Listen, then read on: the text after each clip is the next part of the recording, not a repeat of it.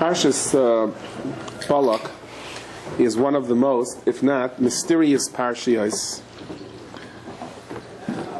You have to realize that Klal Yisrael didn't know what was happening when it was happening.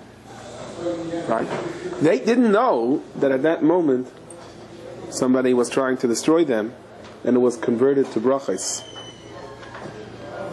They would only find that out when, I guess, Shabbos, when they read Parashas Balak.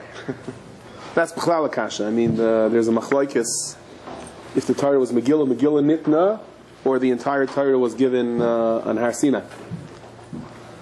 If the entire Torah was given on Har Sinai, so Kairach read that he was going to sink into the ground. So why did he do what he did then? Unless Kairach was never Mavasedra. A lot of people that are involved in machlokes don't have time to do Mavasedra. But actually, the Ramban says, Father used to share this with me, that the letters of the Torah were there. They took on different formations and different meanings based on the Bechira of Klal Yisrael. Alright, but Lamaisa, Klal Yisrael didn't know that Parshas Balak was happening. So we don't know right now who's looking down from a mountain staring at us, trying to curse us. And we don't know, right, Kara Schachter, if he sees one Yid goes and lanes Kriya Shema, says Shema, so you don't know tonight when you're going to say Kriya Shema Lamita what you just turned over. We're going to find out these things after 120 years. Story I read of a little town in Europe that went up in flames, which was almost true for every Jewish ghetto, because they were wooden houses built one on top of the other, and it was only a question of what would happen first. Either they would collapse or they would go up in flames, and there was no fire department other than a bunch of people with a pail of water, which is good for comedy skits, but it's not very good for fighting fires. And this house went up in flames, and then one thing for Yiddelach, they were always kind of in the building business, so they would start rebuilding afterwards. So the story goes of somebody who had no parnasa and decided wasn't too good at shoemaking. Let me try building houses. Problem is that if you're not good at shoemaking and the tap falls off, you put on another tap.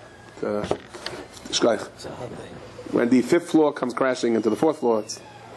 So he built a nice little house because someone Zayda said, let's give the man parnasa. No. But the Baba said, no, not with our house. No, let's give a Yid parnasa. So they gave him parnasa, and he built a nice, cute little house. Then she came to inspect it. From the front, things looked okay. It looked a little bit too good to be true. There's always something, And she walked around the back, and she saw no back door. Not only was there no back door, but the individual, in the way that he built the house, placed the beams or whatever it was in such a way that if somebody would attempt to cut out a back door, the house would cave in. Unless you brought engineers to support it from the inside while you were cutting out the outside, which was beyond their... So the Baba was out of her mind, and she said, I'm not going to have a back door, I'm going to have Balabasta not have a back door. You need a back door for a variety of different reasons. There's a basho, like a date going on in the front, and the little kids come, get back, get the back, no. The shuluch comes and, is he home? No, he's not. We need back doors. I mean, it's part of how we work. Escape. She said, a place to escape, No, you see your shviger knocking on the front. He says, whoops, where's your husband? I don't know, it's here a minute ago.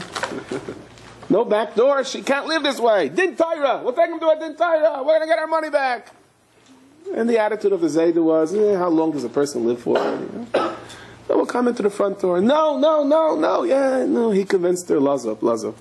And so it was, there was no back door. For one generation, for another generation, and a third generation. The third generation had much bigger problems, as a surviving mother and her two children were hiding in the back. And the Germans posted guards in front.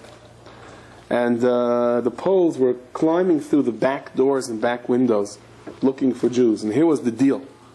That if they would find any Jews hiding, they turned them over to the Germans, and the reward for that was to be able to loot the house. And the two are lying here and they're crying, and they hear the next door neighbor, they hear the Poles climbing in through the back. My mother always said that the pain that she had toward her Polish neighbors that pointed out to the Germans, Jews, was much greater than that of Germans themselves. There's something in a sense of betrayal, which is worse than an established foe. In any event, they heard the Poles climbing in the doors from the back on both sides. They heard the horrifying shrieks. They heard them being turned over to the Germans. They heard the shots. And then they heard the Poles say, what kind of house is this? There's no back door. They went off to the next house. And as a result, they were able to get away and survive. And so this Zayda that said, take the guy to a Dentira, destroy him, we'll leave it a front door, and it's gevaarlijk, actually guaranteed the continuity of his own generations, of life that is always there. Perhaps that is the meaning of this week's parasha when Bilam looked, and Bilam said, Yisrael.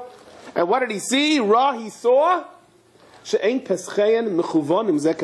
saw that the Jews in the Midbar set up their tents in such a way that the openings of their windows and doorways did not face directly one against the other, so that everyone minded their own business.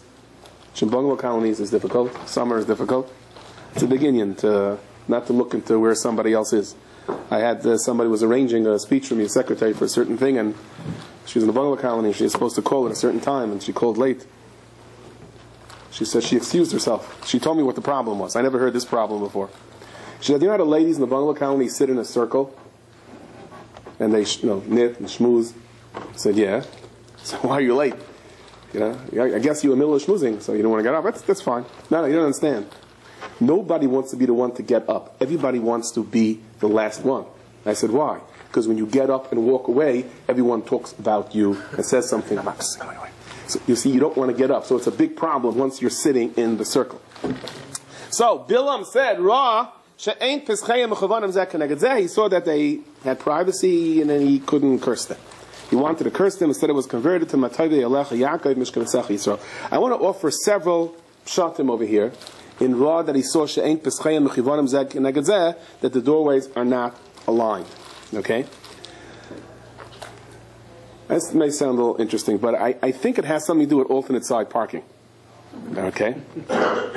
And I was driving in Bar Park a couple of days ago, and I turned down the street, and there's a backup. So, if this would be a month ago, if there was no backup, it would be a chiddush. But here, no garbage trucks, what's the problem? It's not moving, And there's a fight going on. I'm not loud voices, I shouldn't use the word fight. But what was the problem? So you know how it is on days of alternate side parking, so people take the liberty of double parking. Which is legal. It's not legal. It is not. It's like you play music. So I had a friend from out of town. He said, you get to play musical cars. And you double park, run a minute. You missed it by an hour and $150 fine. Here's only $30 fine. Well, it's a fun game. He says, where do you... a whole city plays this game. Well, so what happens is, people double park on alternate side days. And usually it's not a problem, because if there's no one parked alongside the side that's supposed to be cleaned, with that thing that turns round and around, I don't know how it cleans, but... so it's not really, you're not blocking the traffic. Now, here's what happens. So let's say the alternate side is over at 1 o'clock. Or let's say a halt cup here. The alternate side is over at 1 o'clock. Okay? So it's 5 to 1. And there's still a car double parked. This guy pulls up alongside the double park. So he's like 3, and he parks. Well, he's technically legally parked. Right? Everyone gets out and says, but no one can pass. They say, that's not my problem. I'm not double parked. I'm legally parked. Yeah, but this guy double parked, assuming that this side is empty. So it's his problem. I'm legally parked. He says, mister, look how many cars are behind you. They can't pass. That's their problem. I am legally parked. That's what this guy tightened. Okay? And that's why there was a long backup. And all of a sudden I realized, he's right, but he's wrong. And I thought maybe that's pshat. That Bilam saw, however Klal Yisrael parked, whether they were right or wrong, they never parked one opposite the other so no one can pass. Even if you were right. There's a certain concept in being right. And someone told me a story, I hope it's not true. They said in one of the bigger chaylim rooms in major hospitals, they noticed they're running out of food real quickly. Couldn't figure out why. It turned out a bunch of people had a great idea for a Friday afternoon trip. They would take their kids to Manhattan, over the ferry, come to the bigger chaylim rooms, give them lunch, so nice. And sometimes we don't stop to think, what are the ramifications of our actions? I tell you this story, a friend of mine had in his class many years ago. He asked the kids to please clean up some of the garbage afterwards. And the kids didn't want to, so he said, everyone has to pick up 10 pieces of paper, you can go to recess. So this kid was like really upset. I have to pick up 10 pieces of paper? Yeah. So he picks up a paper, rips it into 10 pieces, puts it on the floor, puts it in the garbage. So this Rabbi got upset, and he said to him, I want to tell you something. He said, I picked up 10 pieces. I picked up 10 pieces. He says, you may be right. And one day you may be a great trial lawyer to get your guys off the hook. But you're going to be a terrible husband with shalom bayis problems. You understand that? He got it for that. You see, he did not know that this guy's kid's father was a trial lawyer who had terrible shalom bayis problems. That's where he learned it all from. But it was, as you understand, he read the situation very correctly. There is a defining moment in our lives when we're very, very right, but we're wrong. And that's the Rosh Ein Kischayim Mechuvanim Zeh Keneged Zeh. I want to tell you, I once witnessed this. It was one of the most amazing sights I ever saw. I was a bacher. I was davening in a shul, it was an older shul. There were two 90-year-old people, at least 90, screaming and yelling at each other. Each one accused the other one of sitting in his place on the bench in shul. It was a big bench. There was plenty of place. Okay? The Gabbai came out with a piece of chalk and drew a line down the bench and said, you sit here and you sit here. Now, I could only imagine what took place in the first 90 years of their lives. You know, I'm right. When they say the story, the guy wants to travel, he booked the ticket with a travel agent. We have some very good bookings over here, people that book tickets. But they're busy now, so they don't hear what I'm saying. But in any event, this guy said he wanted an aisle seat. He insisted, I want an aisle seat, I want an aisle seat. He's screaming, I want an aisle seat, I want an aisle seat. And he says, okay, I get an aisle seat. You know, he checks on the computer 1,000 times, prints out the boarding pass, an aisle seat. Finally, he comes back, he gets off the plane, he's screaming at the travel agent. He says, I said 1,000 times I want an aisle seat, and I got a window seat. He says, I'm sorry, I tried. You know, I'm booking this, I have an aisle seat, I have to go to the bathroom, I have to go. Okay, so I'm sorry. No, I want a refund on my ticket. He said, listen, it was so important to you to have the aisle seat. When you were sitting by the window seat, did you ask the person in the aisle seat if he minds switching? He says, I couldn't ask him. He says, why not? Because there was no one there. You know? Why solve the problem if you can have tainas, right? So, Matoivia Yalecha Yaakov, the Mishkan Nesecha Yisrael. Rosh Ein Peschayim Mechuvanim Zeh Keneged Zeh. You know, I can make my door wherever I want. And, you know, there's a halacha, there's Hilchos Shreinim, there's halachas in Shulchan Aruch, if you learn the Sechtas Bava Basra, that you can't just make windows or doors wherever you want. But two people that are building a tent simultaneously, l'chayra, each one can put the door where they want. No, but Rosh ain't Peschayim Mechuvanim Zeh Keneged Zeh. You know what it says in the Medrash? It says all of the klalos Bilam tried to give were converted into brachas. But in future generations, they were converted back to klalos. They went back to the original status.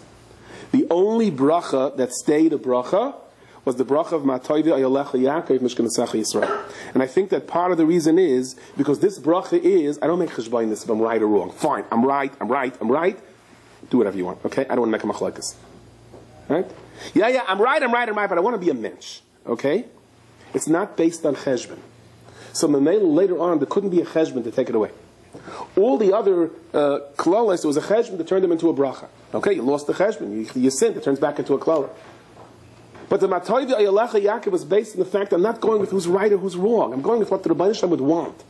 What does it mean to Hashem Shemayim Messiah Bal Yatcha, to be a mensch? Okay, and that can't be taken away. Because it didn't come with a cheshbon, so it can't go with a cheshbon. You know, there's a halach in Hilchos Treifus, many of the Hilchos Treifus, especially in the digestive systems, so there's different layers. If there's a hole that's Zeh Keneged Zeh, a hole that goes through and through, then it's treifa, the animal can't live. But let's say you have a hole, and it's not lined up, so we say the animal could live.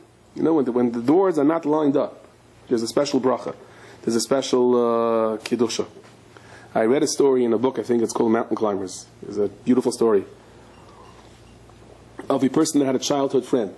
And this child, he was a masmid. I don't know if I have all the pratim of the story right, but he was a masmid, and the childhood friend wasn't such a masmid, but they got along together, opposites attract. The childhood friend always had business dealings. In third grade, he was already trading kugelach for, he was the one that came with one candy and walked home with 6 bags of loads. All the kids were saying, what happened, And then they get married, and they're both in Kail.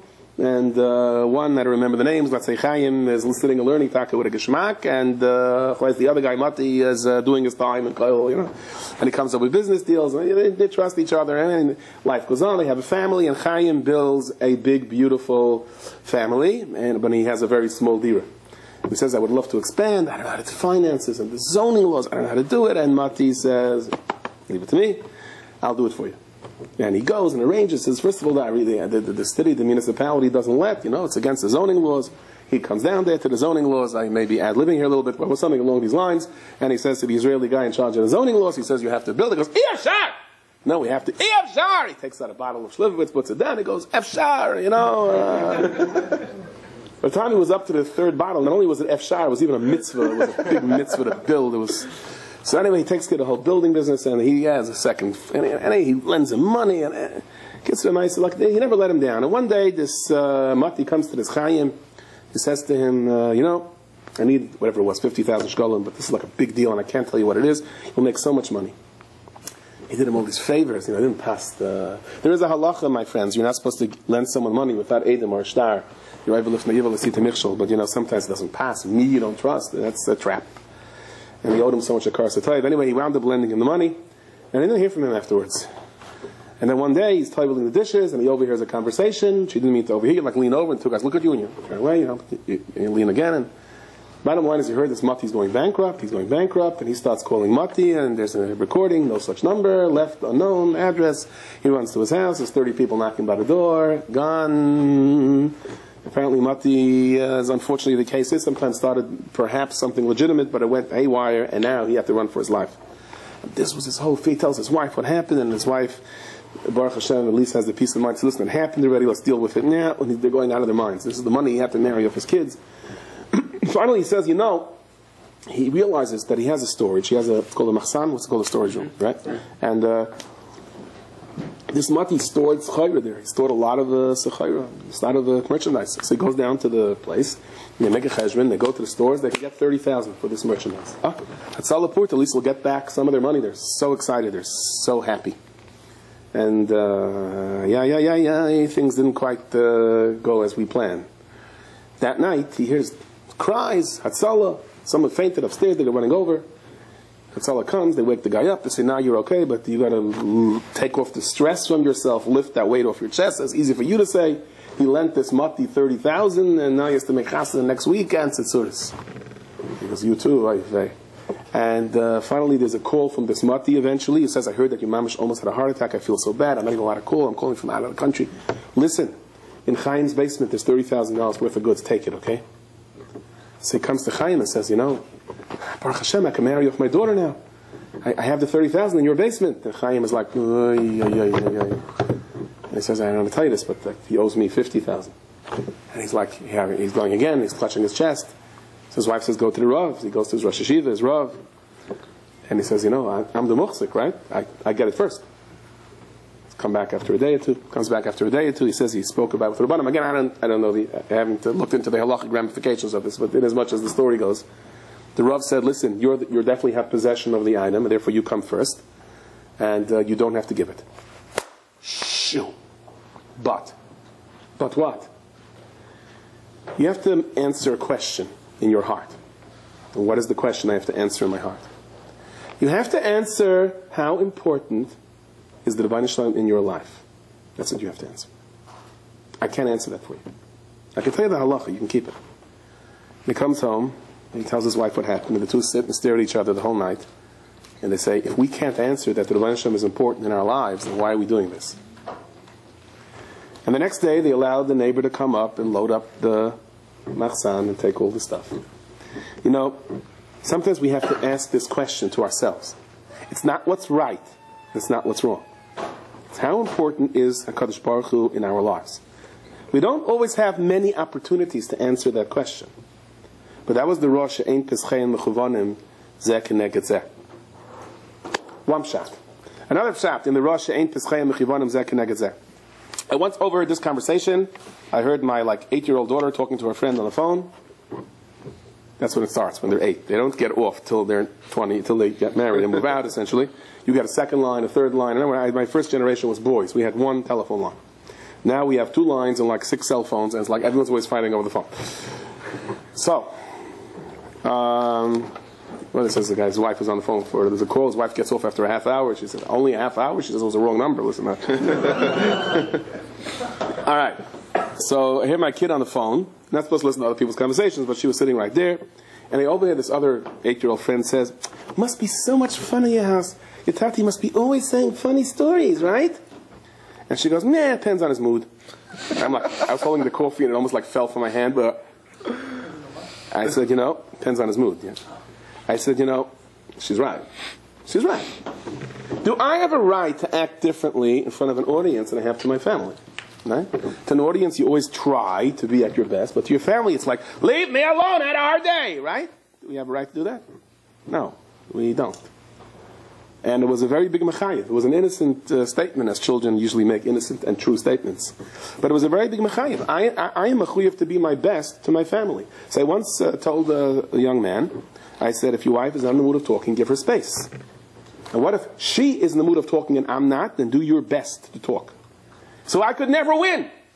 I could never be happy. I said, no. It means you have an opportunity to invest. Why does a businessman always say the customer's right? The customer's always right. Why doesn't he go cry, I can never win, the customer's always right? He doesn't cry. He smiles. He says the customer's always right. He doesn't care the customer screams and yells as long as the customer's right. Why? Because he knows. It's an investment. It's kedai to be wrong and for the customer to be right, because that's how you build your business. No? Build your marriage? Is that different? I once overheard someone was taking a life insurance course. And the instructor said as follows. He said, if you nudge a guy, and nudge a guy, and nudge a guy, and the guy slams the door and says, never call me again, there's a potential customer. He says, the guy just doesn't answer you, then you're in trouble. Now, I know there's something called aggressive passiveness. That means that you lock up and just don't talk to somebody, which is a very aggressive form of abuse. And you know what Rosh Ain't Peschayim Mechuvanim Zeh Keneged Zeh means? Bilam saw Jewish families, and he said, I'm not in the mood of talking now, you're not in the mood of talking tomorrow. But guess what? Even though you're not in the mood of talking, and I am, I'll give you your space. You're in the mood of talking, I'm not? Sure, what's doing? How's everything? Yeah, they're not both on the same level. They're not both on the same mood. Somebody once came to Yeshua like this and said that his son-in-law is a big tzaddik. Couple upon himself, tying his dibber. He doesn't say a word when he gets home. So Yeshua said, called us, and he sent for the young man. The young man came running, stands in front of Yeshua Leib. Yeah, here, reporting. Yeshua Leib, not a word. He's eating breakfast, starts learning, and the man's like, starts leaving. He goes, I called you. Not a word. And he makes him stand there the whole day. And every time he leaves, he says, no, where are you going? Finally he says, Rebbe, what is it? He goes, I want to show you what it feels like. Okay? Sometimes you have a situation where one spouse is not talking to the other spouse. Finally, the not talking spouse gets over it and says, all right, what's doing? Now you want to talk. Now it's my turn not to talk, right? You do that way, they're not talking to each other for 30 years. I'm not holding a scorecard. You didn't talk to me yesterday, so I'm not talking to you today. No. I'll do my best. Very interesting. I once saw here at the Gemara Dashes, Hasam Gevulech Shalem. Place your boundaries to be peaceful. Sam Gevulech Shalem. Right? What does it say afterwards, Rabbi say? Chaylev Chitem Yazbiach. And the fat of wheat will satiate you. There was a story by the Kedushas Levi that they once asked him to be mispal for a chayla. And he tried so hard. And he came back and said, it's locked. The Shari Refuah are locked. And he was very tzibrachim. Then he came out, he was all happy. And the Chayla had a Refuah Shalema. They asked what happened. The Shari Refuah opened up. He said, no. But I knocked on the Shari Parnasa. And it was B'shet for him to have Parnasa. I said, Shem, what is this, a joke? Who are you giving Parnasa to a dead person? Right? The Gemara says, Man de Yoav, Mezayna L'chai Yoav. They once had a Shaila. Should they make a tainus for a Megefa, for an epidemic of kids, or a tainus that there's no rain? They said, we'll do it for the rain. People are dying. What do you need the rain for? Yeah. Who does Hashem give rain for? Dead people? So I broke through the Shari Parnasa. So I once heard from a very Erlich Yid. He said that, and Hasam Gevulech Sholem. A person wants Sholem bias. What? That's what you spend money on? I can't believe it. Hasam Gevulech Sholem. All the money I have went over there. Maybe the only reason you have money is for Shalom Bayis. You see, there are a lot of people that don't have money through the Shar Parnasa, but they have money through the Shar Shalom. There's different things. Rabbi Yaakov had he said there was a piece of Gemara they never understood. There was like a mental block on this piece of Gemara. And when he came to Toronto and he had to give a proba, and it was a very important proba because if he didn't get the job, he would be sent back to Europe. They said, okay, here you are. There's a balabos shir to Yimich Ma'ariv. They're up to this Gemara. Guess which Gemara they were up to? He sat down, it went beautifully like smearing butter on bread. So he explained. Through the Shar HaTorah, I never understood it, but through the Shar Parnasa, it was there for me. Do you understand, when a person is mevater for shalom bayis, he's like to certain things that he wouldn't get under normal circumstances. Now, I'm not saying there are extreme situations. I'm not saying that a person always gives in. There are extreme situations where people need help. And the rule is every klal has a chutz min klal, including this klal, that every klal has a chutz min klal. Some klalim don't. There was the Vision Rebbe married off one of his children. It's from a different Hasidus. So this other Hasidus sent a delegation beforehand. There's different minhagim amongst weddings. They said, you're makbid on this, you're makbid on that. They wanted to work out the wedding. There shouldn't be any shilas. So they said to the Vision Rebbe, the Friedrich Vision Rebbe, they said to him, I know that in this Hasidus we're makbid like this, and you're makbid like that, so what's Vision it's makbid on? So he said, in Vision there are no kapedas. Really? Now whatever you want. Whatever you want you can do. No kapedas? No. He says, we're makbid not to have kapedas. And even this kapeda we're not always makbid on, he said. We're not always. So I'm assuming within normal range. Within normal range. Within normal range, give in, lozgain, you're investing, you're not losing. Somebody once came to a Rav, he explained he has such sar gidl bonim, he says he has that. He says that's not sar gidl bonim, that's gidl bonim. That's raising children. Guy comes out and he says, my wife is such a this, such a that. I said, no, that's a wife. Period. Not your wife says something about a husband. There's certain things that comes along with marriage. It comes along with, right, men are from Venus, right? Men are from Mars, women are from Venus, right. It's more like men are from Lakewood and women are from BJJ, I think. But whatever it is, it takes time to, they're different. It takes time to understand each other. And that's the thing. They don't have the same needs. You're right. One is a good mood, one is not a good mood. This upsets you, this you laugh at. This you laugh at, this upsets you. And guess what? There was still shalom bayis. Because each one said, fine, you want it this way, it's fine. Didn't say it that way. Well, if you want it this way, it's fine. No, that doesn't really help. No, sure, no problem. Avadai. The Avodas Yisrael says a davar pelel. The Avodas Yisrael says, imagine, a woman is about to sin, a woman is about to sin lech. She had a horrible day. She's not in the mood of sinning lech. She is so angry. When her husband comes home right before Shabbos, she is going to unleash. She comes home, her husband comes home, and her husband is like, oh no. She sees what kind of day he had. She goes, uh-oh, this is the wrong time. Then she looks at the Shabbos candle and says, you know what, it's Shabbos. She puts a big smile on her face. Shabbos has everything. And you see she's trying to smile, and he can tell that she's painting that smile on her face. But she's smiling because of him, so he also tries to smile. And she can tell that's not a real smile, but she also tries to smile. And you know what the Rabbi Nisham says? He says, you don't mean to smile, and you don't mean to smile, and you're trying to smile. I also have every reason not to smile now, but I'm going to smile anyway. And that's pshat. If there's shalom in ishla ishta shchina shruya b'nei. Rosh ain't peschayim mechivanim zu keneged zu. It's interesting. The Siva Shalom points out that Bilam points out how Klal Yisrael is shalom bayis, and Klal Yisrael respects the privacy rights. And Kara shachav kari they lein kriya shema. There's not a word about Shabbos in any of Bilam's brachas, or that he doesn't see. So he says because Bilam tries to find a void in Yehadus. A makar for klipa and tuma. Shabbos is always from a makar of kiddusha. However, the remes in Shabbos is a matayvi ayalech Yaakov. Now, and that's another pshat in Ein Peschayim Mechivanim Zeh Keneged Zeh. You come into Shabbos, you're not in the mood of Shabbos. The door of Shabbos is opening. I'm not in a rotten mood. You know what I'm going through. Shabbos Kaidish, get Shabbos. Bilam looks at that. He says, "I'm finished." It says Pischelu Pesach. God says, open up a small little door. Oh, give me an opening like the opening of a needle. That's all Hashem is asking us to try to learn in David. Try to watch your eyes. Try to not to speak Lashon Hara. Like a needle. Open up a Gemara and try to learn a little. Like the opening of a needle. And I will open up a Pesach like that of a huge, wide hall. So Bilam saw, I can't start up with these guys.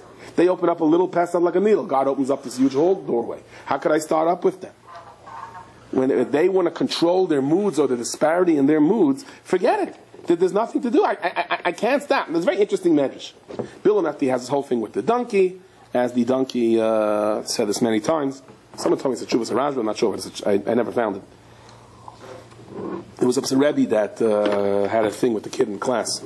And he told the kid just to be quiet. The kid was quiet, and he started talking again. So the Rebbe said, "Vayiftach Hashem es pi ha'asayin." And the kid said, but Yomer El Bilam. So he sent him out, and then one of the Shainim passed him, you can't send him out. You started something with him. He bested you. You can't decide now that because you lost the little triad over here that thing. Akapanim.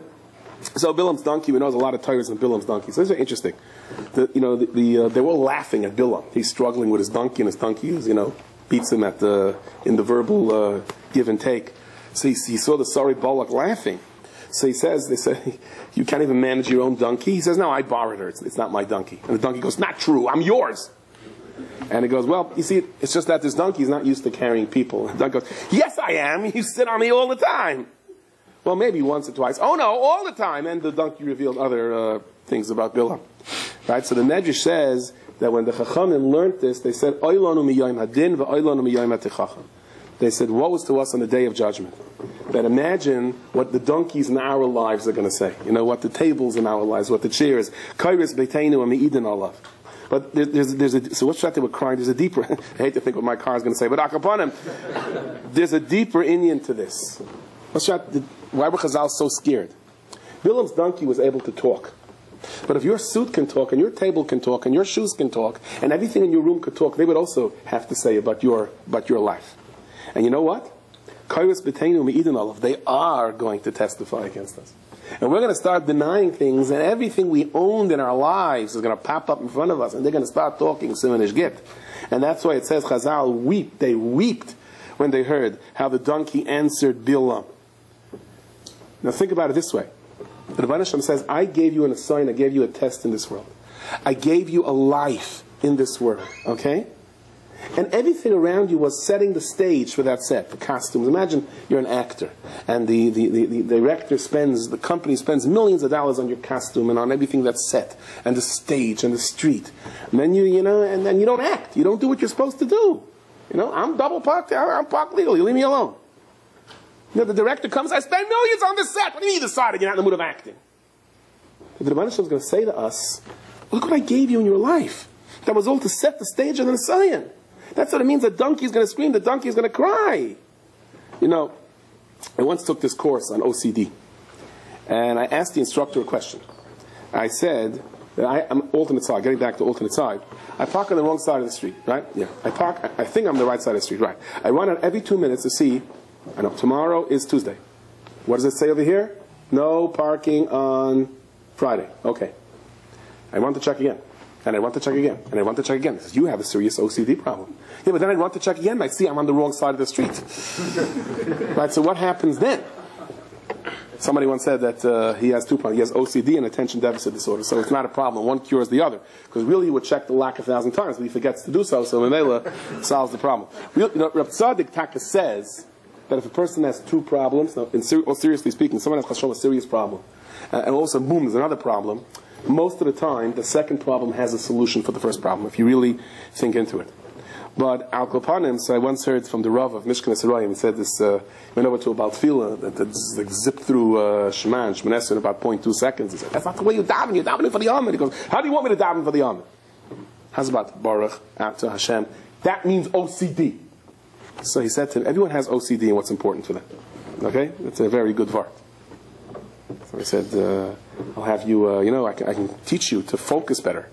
Teach me to focus better. I'll lose half my stories. Don't teach me to focus better. I tell you this many times, although I'm not sure. But I was once driving up to the country, and I stopped in Monroe to daven Marav. So a friend of mine came, and I asked him how to get onto 17, going to the country. So he is showing me, and he gave me directions, right, left, right, left, right, left, and I drove off, and 10 minutes later I wind up right in front of him again. Did right, left, right, left, right, left. No, you didn't, because somewhere you missed it, because you would have been on the highway going to the country. So he gets into his car, I follow him, until the entrance to 17. At one point he says, listen, west, country, east, city. Do you understand that? I'm not going to go onto the highway, because then it's going to take me a whole exit to turn around. West, country, I heard you. East, city, you're going to the country, right. West, I heard you.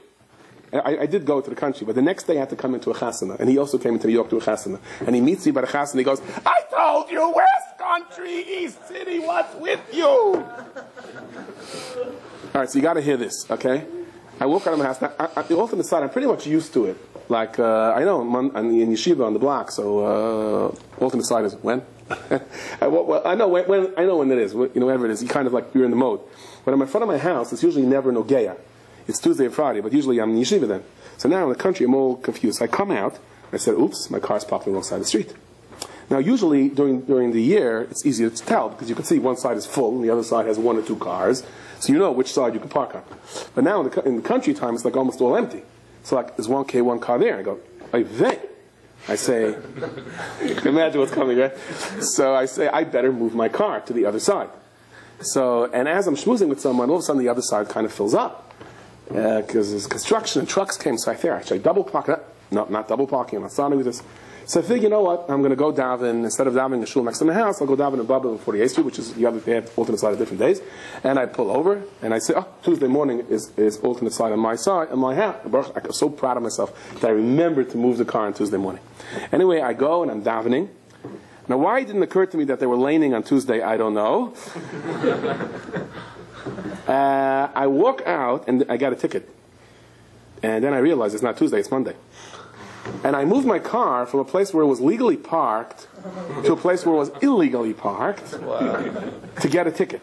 I said, I gotta believe in Hashgacha Pratis. I really gotta believe. So I made a cheshbon with my Meiser money, and I realized that I was like fumbling on the Meiser. And it came out of cheshbon, I was like $65 I owed to Meiser. But this ticket is only $45. So I said, my Hashem was kind to me, That's what I said. Well, anyway, so there's a big inyan when you're by a bris. So it says, as far and bring, if you cry simultaneously with the baby, it's a very big thing that your tefillas should go up to Shemai.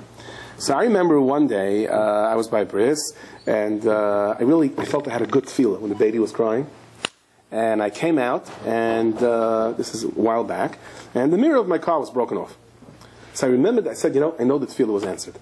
Because if you remember, I told you a story a while ago, where Shlamk of Seville once was by their kaisel, and he was walking home, and his gabbai said, let's go through Shar Yafo, it's much safer. He insisted on Shar Shechem because of its tznius, and an Arab came and pushed him down, and he was all happy. He said, Hashem answered our tefillas by the kaisel. How do you know? Because the Arab pushed me down.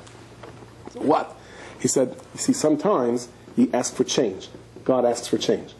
So if you have Schnorrer is not a nice word. If you have an executive director, let's say, sitting there asking for money, okay? And somebody comes by and he says, no, it's Achnos's Kala. And the guy says, okay, give me change of give me $5 change. And the guy's all happy. What are you happy about? The guy's asking you for money. Give me $10 change. He's even more happier. Give me a $50 bill. He's so happy. What are you so happy? He's asking you for money. He's asking you $50 change and he's giving me a $100 bill. He says, when you ask Hashem for something and you get slapped in the face for it, Hashem says, okay, give me change. Think how much you're getting. So I really felt good, and that tefillah Baruch Hashem was niskabel.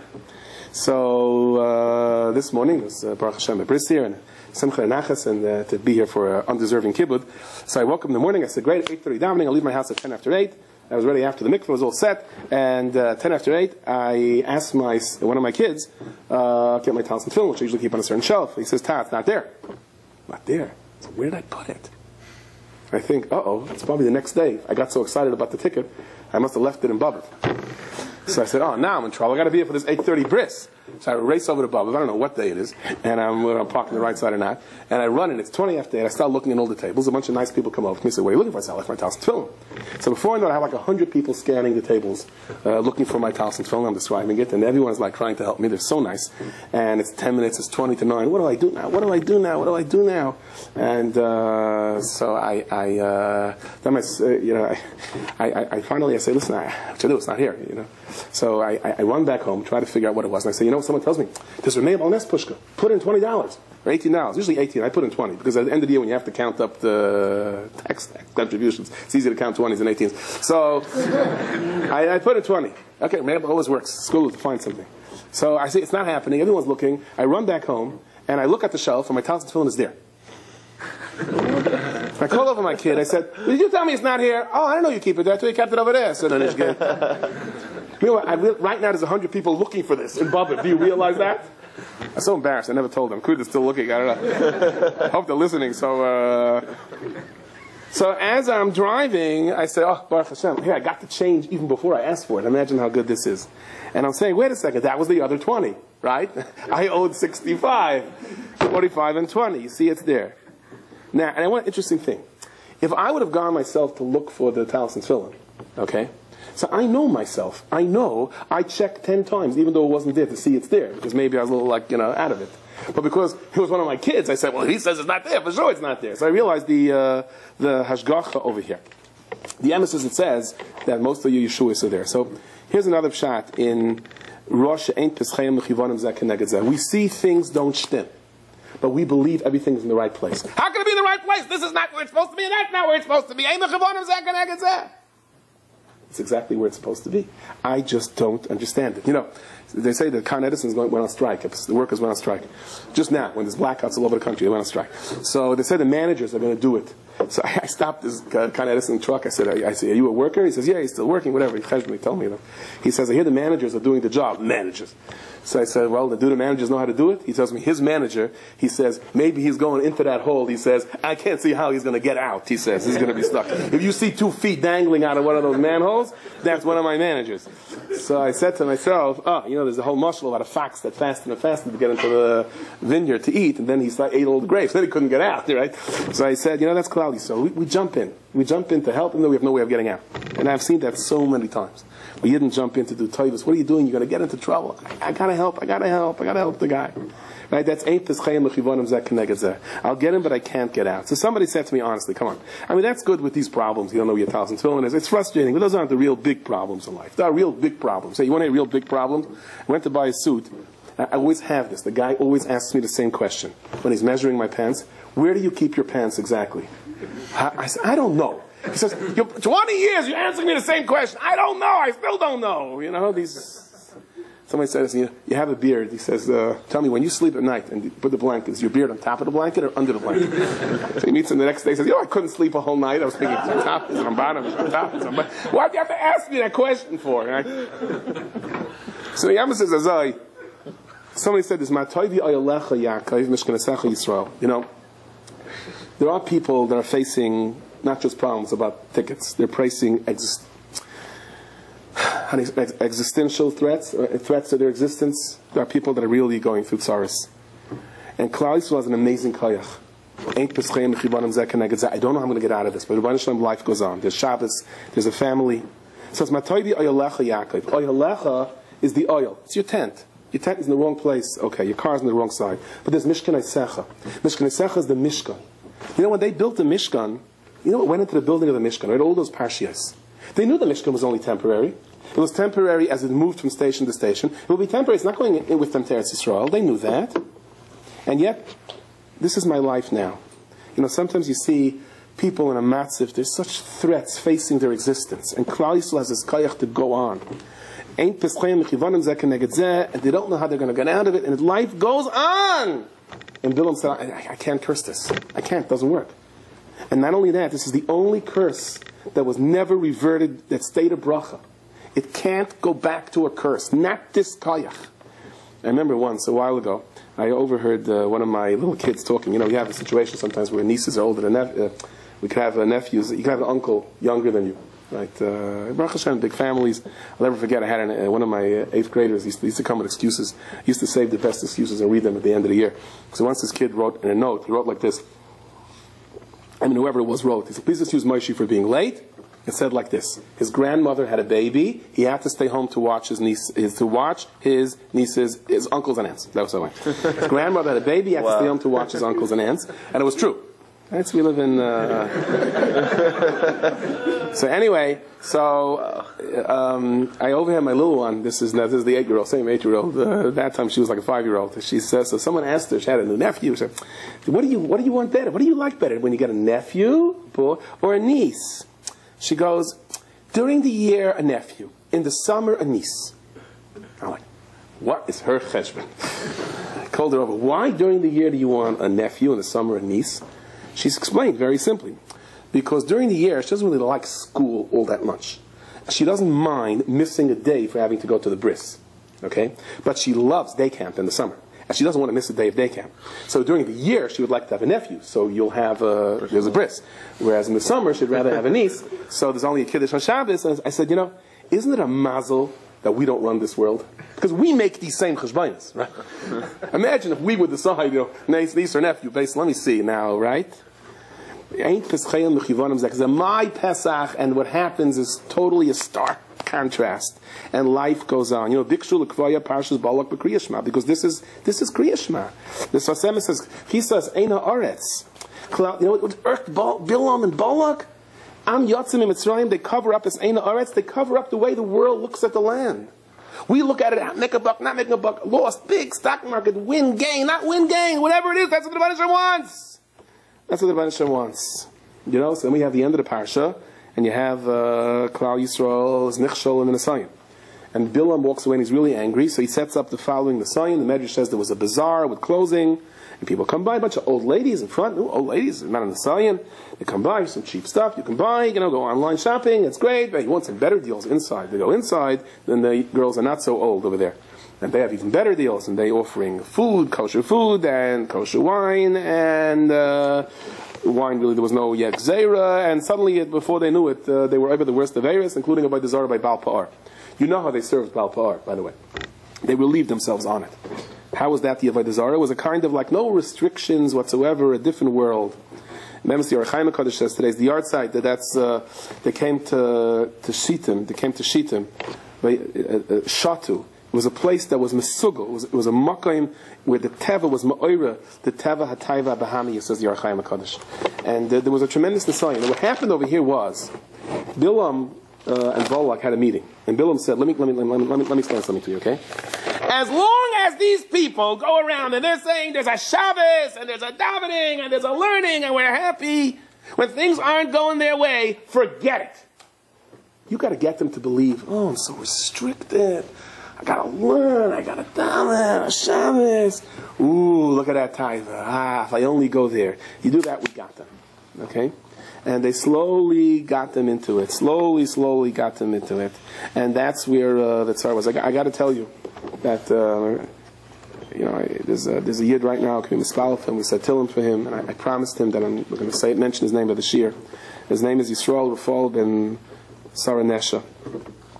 And, he's a yid he's a tzaddik of a yid, always happy. I went through such a Masechtas Eiv that you can't imagine in his life.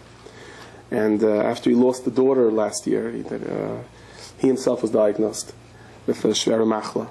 And I don't want to go through the pratim, okay? But the pain and the yisurim that this person is going through is beyond imagination. And we were in his house, doesn't have a house, lives in Yisrael, but somebody took him into his house. He's laying there in a hospital bed, and he can't breathe, and he can't lift his arms, and he's in pain and it's always, his whole life is always so geschmack, and a bunch of people came into play, and they were playing guitar, they were playing music, there was like a kumzitz, and he's like drumming with his fingers to the beat. And they're singing Mekimim Yarfadol, and I see his lips are swaying together along with everyone else. And slowly but slowly, he's calling over and he's smiling at everyone, and he's saying, every once in a while, he would open his eyes and he would say, you don't have to worry, it's not contagious. Chas v'shalom. If anyone's here, they're uncomfortable, like he's worried about somebody else's comfort. And for like 3-4 hours, he's like dancing, and he's asking people to hold his hands. He wants to dance. He can only dance with his hands because he's lying over here. I saw once when we were there at an earlier time. I mean, he has something on his skin. His skin is like, you can't even look at it. And he said it's before Shkia. He woke up, he was sleeping the entire day, he was in pain. He asked to put on tefillin. Please, chaperayim before Shkia. And his son was putting on tefillin. And the doctor had said, you can't put anything on your skin. He was like, doctor, you can't do that. All the liquid was coming out of his body because his skin was almost transparent. He said, it's tefillin. And as I'm watching this, I'm saying, you could read 1,000 times all these stories in the concentration camps. They put on tefillin with Mesiras Nefesh. This is ultimate Mesiras Nefesh. It's happening in front of my eyes. He's making the bracha because I did it. I put on tefillin. As if this was the biggest treasure in the world that ever happened. And before the Olam left, he summoned everyone over to his bed. You know what he said? You'll never believe what he said.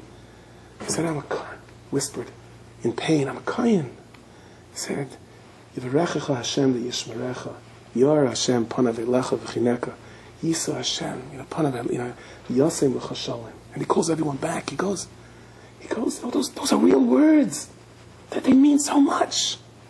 And he says, no, the only thing he feels bad about is he doesn't have to kayach to bench every single person separately. Stroller followed him, Sarah Nesha, he's a lot of Rachmi Shemayim. He was taken into the hospital just tonight, but he couldn't breathe. Klal Yisrael is a kayach that is beyond our imagination. It's true for the little things in life, and it's true for amazing things in life, which is we can't understand it. But Bilam saw it, and because Bilam saw it, so he said, "Matayvi ayalach Yaakov mishknesacha Yisrael," and he knew when he said that would be a bracha that would last forever.